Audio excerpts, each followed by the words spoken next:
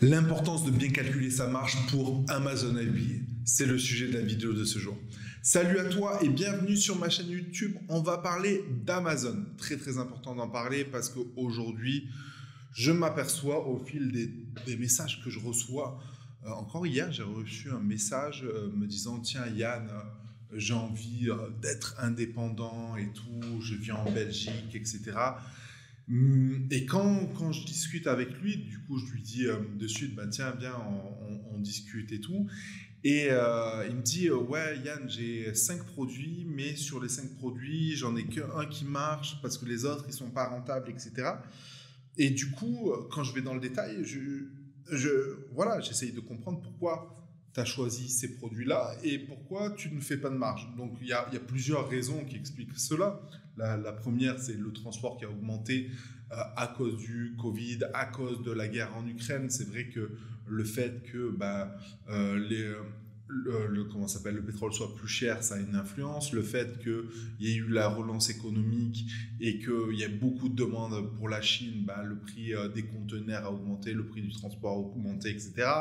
Le fait que maintenant il y ait le Covid, même en Chine, que les usines ont fermé, etc., ça a une influence sur le coût. Ça, on en a conscience. Mais de base, le souci vient pas de là. De base, le souci vient du calcul de marge. Aujourd'hui, tu ne peux pas faire un produit pour la gloire. Ça, c'est une chose, une certitude. Aujourd'hui, j'ai même des collègues qui font des chiffres d'affaires conséquents, hein, en chiffre d'affaires de 100, 300, 500 000 euros ou US dollars de chiffre d'affaires, mais quand tu regardes en détail, ils font que 10, 20 000 US dollars de bénéfices nets. Et ça, pour moi, c'est pas normal. Il est très important de calculer de bien faire ton calcul de marge. Et ton calcul de marge, c'est pas seulement achat du produit, revente du produit.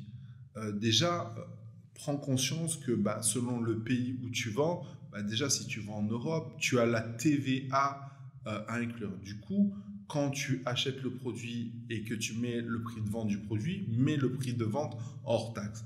Déjà, ça fait une différence conséquente. À ça, il faut ne pas oublier de mettre le prix du transport. Très important d'avoir le prix d'achat du produit, mais le prix du transport à part, voilà, vraiment de décliner ça.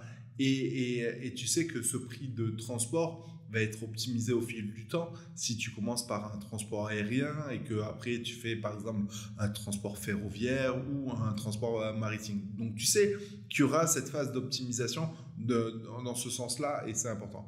À ça, il faut ne pas oublier une chose, c'est d'inclure ton coût marketing qui est relativement important, donc il faut le prendre en considération, de bien voir le coût que va avoir Amazon et notamment l'envoi d'Amazon. Donc n'oublie pas que en fonction du poids et de la dimension du packaging, tu peux aller très facilement dans une tranche supplémentaire et donc payer beaucoup plus de frais de port. N'hésite pas à bien faire ce calcul-là. Donc ça, c'est très important.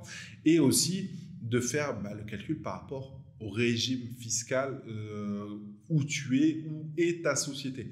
Très important. Encore une fois, moi, c'était un Belge qui m'avait envoyé ce message-là. Et est-ce que c'est judicieux de commencer avec une société belge? Je ne suis pas sûr. Dans tous les cas, très important d'avoir une marge conséquente.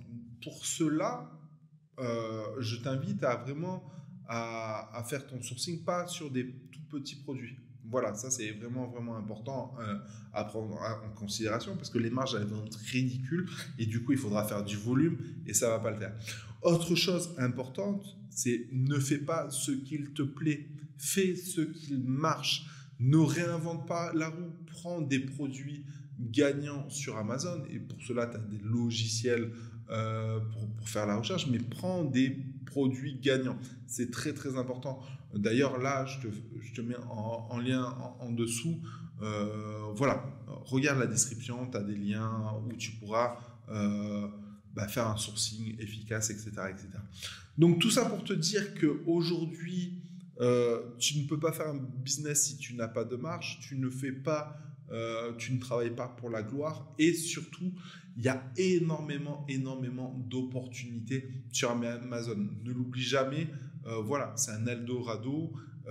C'est pas parce qu'il y a un produit moins cher que tu dois le faire moins cher.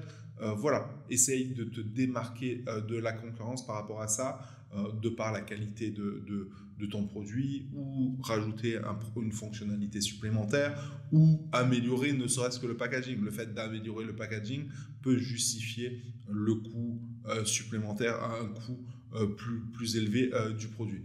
Dans tous les cas, ne te lance pas dans l'aventure sans avoir fait un calcul approfondi de ta marge.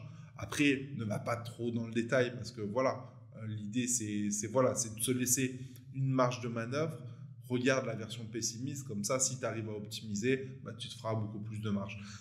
Voilà, j'espère que cette vidéo t'a plu, courte mais efficace, petite piqûre de rappel qui te dit, te lance pas dans l'aventure sans bien calculer tes marges. N'oublie pas d'inclure la TVA en fonction du pays dans ce calcul de marge. C'est hyper important parce qu'il y a énormément de gens qui ne sont plus rentables à cause de ça, et d'inclure forcément le transport qui a une part très importante, que ça soit transport Chine vers Amazon directement ou transport du produit vers le client.